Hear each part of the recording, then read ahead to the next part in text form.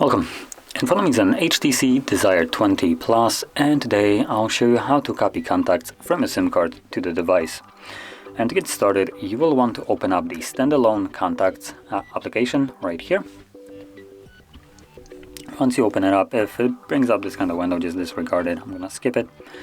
And what you want to do is tap on the three bars right here in the top left corner.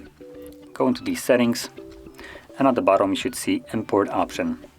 Once you tap on it, it will give you two options where you can import contacts from, but we're interested with the SIM card option, so let's select that.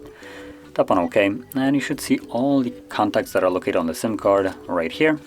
By default, they will all be selected, as you can see right here.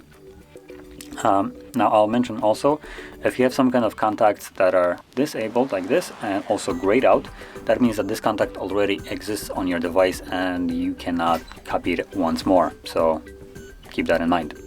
So anyway, from there, tap on the check mark, and this will import your contacts, which you can see right here. So if you found this very helpful, don't forget to hit like, subscribe, and thanks for watching.